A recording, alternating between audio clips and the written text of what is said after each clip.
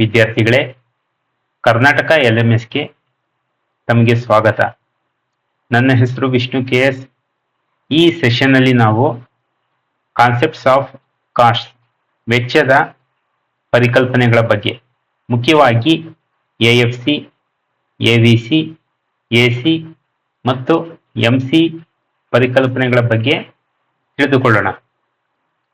In economics, especially we analyze the firm's production in short run. It is important to look at the cost per unit of output, not just the total cost. This helps us to the key concepts of average cost, average fixed cost, average variable cost, and marginal cost. These per unit costs are essential for a firm's decision making regarding production level, pricing, and overall efficiency. ವೆಚ್ಚದ ಪರಿಕಲ್ಪನೆಗಳಾಗಿ AFC, AVC, AC ಮತ್ತು MC. ಅರ್ಥಶಾಸ್ತ್ರದಲ್ಲಿ ಅಲ್ಪಾವಧಿಯಲ್ಲಿ ಉದ್ಯಮ ಸಂಸ್ಥೆಗಳ ಉತ್ಪಾದನೆಯನ್ನು ವಿಶ್ಲೇಷಿಸುವಂತಹ ಸಂದರ್ಭದಲ್ಲಿ ಒಟ್ಟು ವೆಚ್ಚಗಳ ಬಗ್ಗೆ ಅಷ್ಟೇ ಅಲ್ಲದೆ ಪ್ರತಿ ಯೂನಿಟ್ ಉತ್ಪನ್ನದ ವೆಚ್ಚಗಳ ಬಗ್ಗೆಯೂ ಸಹ ತಿಳಿದುಕೊಳ್ಳಬೇಕಾಗುತ್ತೆ. ಮುಖ್ಯವಾಗಿ ಸರಾಸರಿ ವೆಚ್ಚ, ಸರಾಸರಿ ಸ್ಥಿರ ವೆಚ್ಚ, ಸರಾಸರಿ ಬದಲಾಗುವ ವೆಚ್ಚ ಮತ್ತು ಸೀಮಾಂತ ವೆಚ್ಚ, ಈ ಪರಿಕಲ್ಪನೆಗಳ ಬಗ್ಗೆ ನಾವು ವಿಶೇಷವಾಗಿ ತಿಳಿದುಕೊಳ್ಳಬೇಕಾಗುತ್ತೆ. ಮುಖ್ಯವಾಗಿ ಉದ್ಯಮದಲ್ಲಿ ಉತ್ಪಾದನಾ ಮಟ್ಟವನ್ನು ನಿಗದಿ ಮಾಡೋದಿಕ್ಕೆ, ಬೆಲೆಯನ್ನು ನಿಗದಿ ಮಾಡೋದಿಕ್ಕೆ ಮತ್ತು ಉದ್ಯಮದ ಉತ್ಪಾದನಾ ದಕ್ಷತೆಯನ್ನ ಕುರಿತು ಸೂಕ್ತ ತೀರ್ಮಾನವನ್ನು ತೆಗೆದುಕೊಳ್ಳುವಿಕೆಗೆ ಈ ವೆಚ್ಚದ ಪರಿಕಲ್ಪನೆಗಳು ನಿರ್ಣಾಯಕವಾದಂತಹ ಪಾತ್ರವನ್ನ ವಹಿಸ್ತವೆ. ಮೊದಲನೇದಾಗಿ average fixed cost. Average fixed cost or AFC is the total fixed cost per unit of output. It tells us how much of the fixed cost is attributed to each unit that is produced. The formula for average fixed cost equals TFC divided by Q. Behavior and shape of the average fixed cost. The average fixed cost curve is a downward sloping curve, also known as rectangular hyperbola. As the quantity of output increases, the fixed costs are spread out over more units, which causes the AFC is continuously decrease. The curve gets closer and closer to y-axis, but it never actually touches because TFC can never zero. In short run, unless the firm completely shut down, it never touch y-axis. Average fixed cost AFC, ಸರಾಸರಿ ಸ್ಥಿರ ವೆಚ್ಚ. ಅರ್ಥದ ಬಗ್ಗೆ ನೋಡೋದಾದ್ರೆ ಉತ್ಪಾದನೆಯ ಪ್ರತಿ ಯೂನಿಟ್ಗೆ ಮಾಡಬೇಕಾದಂತಹ ಒಟ್ಟು ಸ್ಥಿರ ವೆಚ್ಚವನ್ನು ಸರಾಸರಿ ಸ್ಥಿರ ವೆಚ್ಚ ಅಂತಂದು ಪರಿಗಣಿಸಲಾಗುತ್ತೆ. ಒಂದು ಘಟಕದ ಉತ್ಪಾದನೆಗೆ ಎಷ್ಟು ಸ್ಥಿರ ವೆಚ್ಚ ಆಗುತ್ತದೆ ಅನ್ನುವುದನ್ನ ಇದು ತಿಳಿಸಿಕೊಡುತ್ತೆ. ಸೂತ್ರದಲ್ಲಿ AFC equals TFC divided by Q. ಇಲ್ಲಿ TFC ಅಂದ್ರೆ ಒಟ್ಟು ಸ್ಥಿರ ವೆಚ್ಚ, Q ಅಂದ್ರೆ ಉತ್ಪಾದನಾ ಪ್ರಮಾಣ. AFCಯ ಸ್ವರೂಪ ಮತ್ತು ನಡವಳಿಕೆ. TFC ಸ್ಥಿರವಾಗಿರುವುದರಿಂದ ಮತ್ತು ಉತ್ಪನ್ನ ಹೆಚ್ಚಾಗುತ್ತಾ ಹೋಗುವುದರಿಂದ AFC ಉತ್ಪಾದನೆ ಹೆಚ್ಚಾದಂತೆ ಕಡಿಮೆಯಾಗುತ್ತಾ ಹೋಗುತ್ತೆ.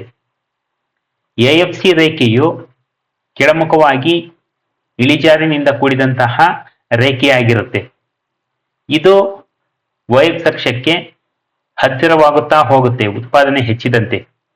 ಆದರೆ ಇದು ಎಷ್ಟೇ ಉತ್ಪಾದನೆ ಹೆಚ್ಚಿದ್ರೂ y ಅಕ್ಷವನ್ನು ಸ್ಪರ್ಶಿಸುವುದಿಲ್ಲ.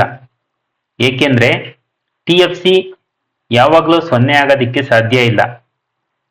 ಅಂದ್ರೆ ಹೆಚ್ಚು ಹೆಚ್ಚು ಘಟಕಗಳನ್ನು ಉತ್ಪಾದನೆ ಮಾಡುತ್ತಾ ಹೋದಂತೆ ಸ್ಥಿರ ವೆಚ್ಚವು ಹೆಚ್ಚು ಘಟಕಗಳ ಮೇಲೆ ಹಂಚಿಕೆ ಆಗುತ್ತಾ ಹೋಗುತ್ತೆ. ಇದರಿಂದಾಗಿ ಪ್ರತಿ ಘಟಕದ ಸ್ಥಿರ ವೆಚ್ಚ ಕಡಿಮೆಯಾಗುತ್ತಾ ಹೋಗುತ್ತೆ. Average variable cost AVC. Average variable cost is the total variable cost per unit of output. It helps us the variable cost associated with each unit produced. The formula for AVC equals TVC divided by Q. Behavior and shape of AVC curve. AVC curve is typically U-shaped. Initially, it falls due to increasing returns to variable factors like specialization. As more variable inputs are added, their productivity increases. This leads to a smaller variable cost per unit. The curve began to rise due to law of diminishing marginal returns. ಸರಾಸರಿ ಬದಲಾಗುವ ವೆಚ್ಚ AVC. ಅರ್ಥದ ಬಗ್ಗೆ ಹೇಳೋದಾದ್ರೆ ಉತ್ಪಾದನೆಯ ಪ್ರತಿ ಯೂನಿಟ್ಗೆ ತಗುಲುವಂತಹ ಒಟ್ಟು ಬದಲಾಗುವ ವೆಚ್ಚವನ್ನು ಸರಾಸರಿ ಬದಲಾಗುವ ವೆಚ್ಚ ಅಂತಂದು ಕರೆಯಲಾಗುತ್ತೆ.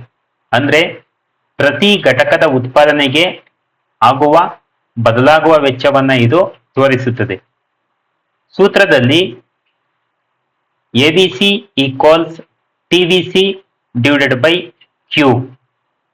TVC ಅಂದ್ರೆ ಒಟ್ಟು ಬದಲಾಗುವ ವೆಚ್ಚ, Q ಅಂದ್ರೆ ಉತ್ಪಾದನಾ ಪ್ರಮಾಣ. ಸ್ವರೂಪ ಮತ್ತು ನಡವಳಿಕೆ. AVCಯ ಸ್ವರೂಪ ಮತ್ತು ನಡವಳಿಕೆ. AVC ರೇಖೆಯು U ಆಕಾರವನ್ನು ಹೊಂದಿರುತ್ತೆ. ಆರಂಭದಲ್ಲಿ ಇದು ಇಳಿಕೆಯಾಗುತ್ತಾ ಹೋಗುತ್ತೆ.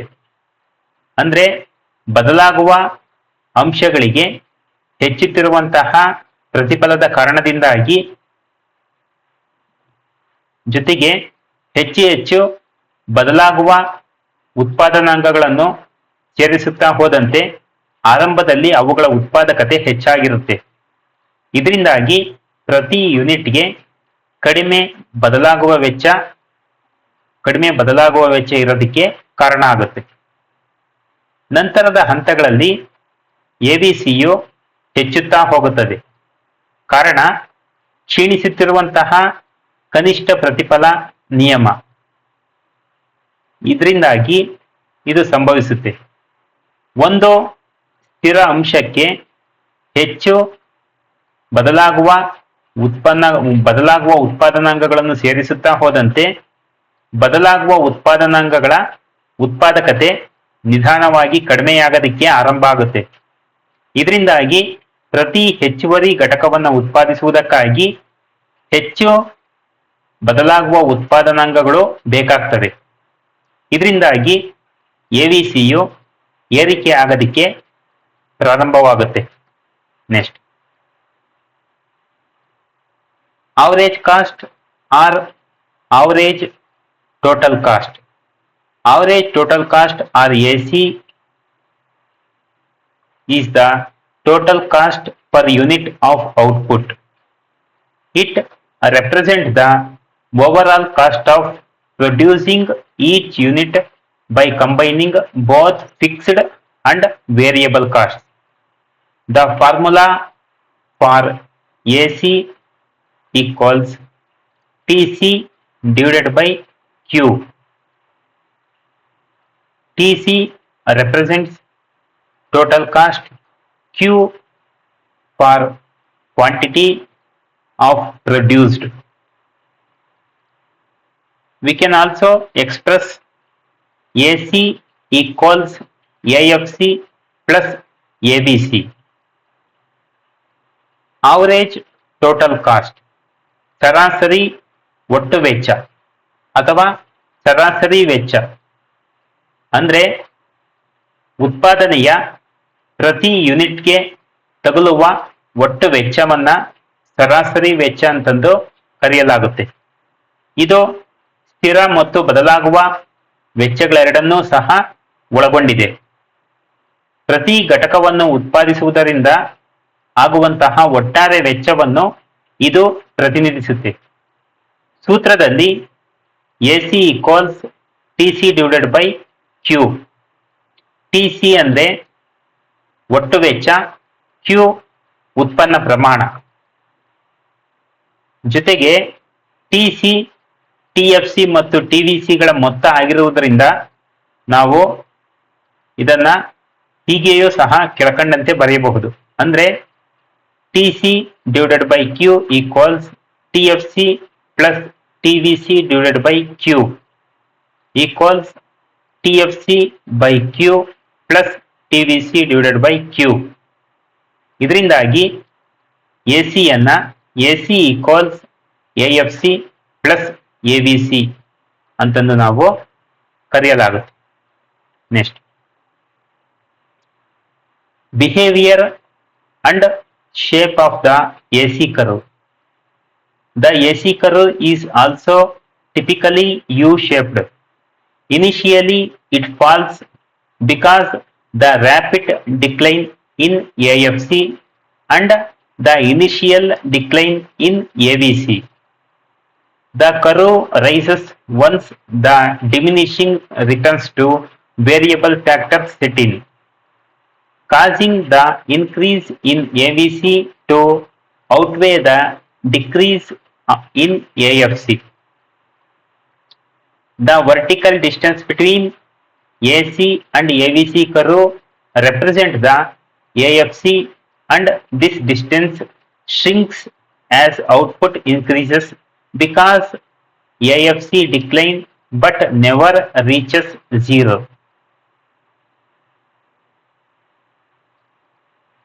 ಎಸಿ ರೇಖೆಯ ನಡವಳಿಕೆ ಮತ್ತು ಸ್ವರೂಪ. ಎಸಿ ರೇಖೆಯು ಎವಿಸಿ ರೇಖೆಯಂತೆ ಯು ಆಕಾರದಲ್ಲಿರುತ್ತೆ.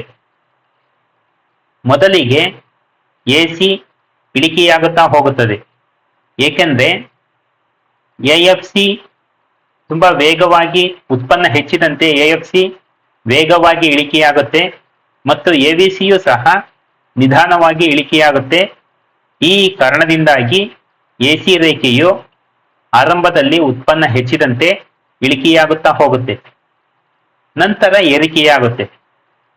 ಬದಲಾಗುವ ಉತ್ಪಾದನಾಂಗಗಳಿಗೆ ಕ್ಷೀಣಿಸುತ್ತಿರುವಂತಹ ಪ್ರತಿಫಲ, ಇಳಿಕೆ ಪ್ರತಿಫಲಗಳು ಪ್ರಾರಂಭವಾಗುವುದರಿಂದ ಎವಿಸಿ ಹೆಚ್ಚಾಗ್ತಾ ಹೋಗುತ್ತೆ ಮತ್ತೆ ಎಎಫ್ಸಿ ನಿರಂತರ ಇಳಿಕೆಯನ್ನ ಮೀರಿ ಎವಿಸಿ ರೇಖೆಯು ಹೆಚ್ಚಾಗ್ತಾ ಹೋಗುತ್ತೆ. ಇದರಿಂದಾಗಿ ಎಸಿ ರೇಖೆಯು ಮೇಲ್ಮುಖವಾಗಿ ಚಲಿಸೋದಿಕ್ಕೆ ಆರಂಭ ಆಗುತ್ತೆ. ಎಎಫ್ಸಿ ಮತ್ತು ಎಬಿಸಿ ಗಳ ಸಂಬಂಧ, ಯಾವುದೇ ನಿರ್ದಿಷ್ಟ ಉತ್ಪಾದನೆಯ ಮಟ್ಟದಲ್ಲಿ ಎಸಿ ರೇಖೆ ಮತ್ತು ಎಬಿಸಿ ರೇಖೆಗಳ ನಡುವೆ ಲಂಬ ಅಂತರವು ಆ ಉತ್ಪಾದನೆಯ ಮಟ್ಟದಲ್ಲಿನ ಎಎಫ್ಸಿಗೆ ಸಮನಾಗಿರುತ್ತೆ. ಉತ್ಪಾದನೆ ಹೆಚ್ಚಿದಂತೆ ಎಎಫ್ಸಿ ಕಡಿಮೆಯಾಗುತ್ತಾ ಹೋಗುತ್ತೆ. ಇದರಿಂದಾಗಿ ಲಂಬ ಅಂತರವೂ ಸಹ ಕಡಿಮೆ ಆಗ್ತಾ ಹೋಗುತ್ತೆ. ಅಂದ್ರೆ ಎಸಿ ಮತ್ತು ಎಬಿಸಿ ರೇಖೆಗಳು ಒಂದಕ್ಕೊಂದು ಹತ್ತಿರವಾಗ್ತಾ ಹೋಗ್ತವೆ. ಆದ್ರೆ ಇವೆರಡೂ ಯಾವತ್ತೂ ಸ್ಪರ್ಶಿಸುವುದಿಲ್ಲ, ಏಕೆಂದ್ರೆ ಟಿಎಫ್ಸಿಯು 0ಗಿಂತಲೂ ಹೆಚ್ಚಾಗಿರುತ್ತೆ. ಇದರಿಂದಾಗಿ ಎಎಫ್ಸಿ ಯಾವಾಗಲೂ ಧನಾತ್ಮಕವಾಗಿರುತ್ತೆ, ಎಸಿ ಯಾವಾಗಲೂ ಎಬಿಸಿಗಿಂತ ಹೆಚ್ಚಾಗಿರುತ್ತೆ. Next, marginal cost. Marginal cost is additional cost incurred when producing one more unit of output. It is the change in total cost or total variable cost that result from a one unit change in output. The formula for MC is MC equals delta TC divided by delta Q, or MC equals delta TVC divided by delta Q. Marginal cost, ಸೀಮಾಂತ ವೆಚ್ಚ. ಸೀಮಾಂತ ವೆಚ್ಚ ಅಂದ್ರೆ ಒಂದು ಹೆಚ್ಚುವರಿ ಘಟಕವನ್ನು ಉತ್ಪಾದಿಸುವುದಕ್ಕಾಗಿ ಮಾಡಲಾಗುವಂತಹ ಹೆಚ್ಚುವರಿ ವೆಚ್ಚ. ಉತ್ಪಾದನೆಯ ಒಂದು ಹೆಚ್ಚುವರಿ ಘಟಕದ ಬದಲಾವಣೆಯಿಂದಾಗಿ ಒಟ್ಟು ವೆಚ್ಚದಲ್ಲಿ ಆಗುವಂತಹ ಬದಲಾವಣೆಯನ್ನು ಸೀಮಾಂತ ವೆಚ್ಚವು ಮಾಪನ ಮಾಡುತ್ತೆ. ಸೀಮಾಂತ ವೆಚ್ಚವನ್ನು ಸೂತ್ರದಲ್ಲಿ MC equals delta TC divided by delta Q ಅಂತಂದು ವ್ಯಕ್ತಪಡಿಸುತ್ತೆ. ಡೆಲ್ಟಾ ಅಂದ್ರೆ ಬದಲಾವಣೆ ಅಂತಂದು.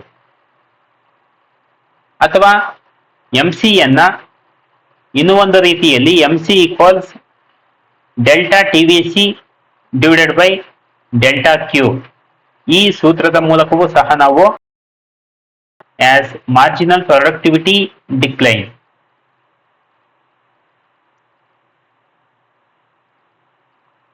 Next, behavior and shape of MC curve. The MC curve is also typically U-shaped. It initially falls due to increasing returns to variable inputs.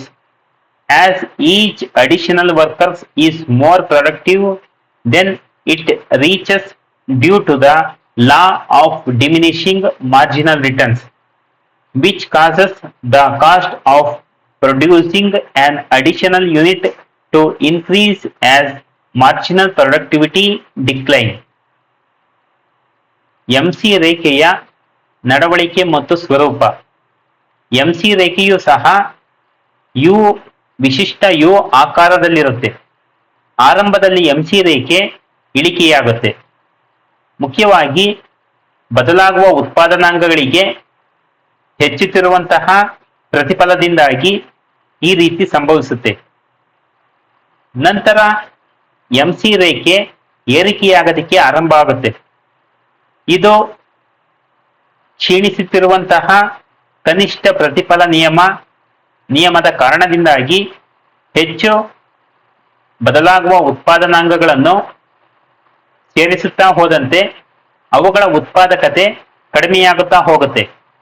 ಇದರಿಂದಾಗಿ ಹೆಚ್ಚುವರಿ ಘಟಕಗಳನ್ನು ಉತ್ಪಾದಿಸುವುದಕ್ಕೆ ಆಗುವಂತಹ ವೆಚ್ಚವೂ ಸಹ ಹೆಚ್ಚಾಗೋದಕ್ಕೆ ಆರಂಭ ಆಗುತ್ತೆ. ಈ ಸೆಷನ್ ಅಲ್ಲಿ ನಾವು AC, AFC, ABC ಮತ್ತು MC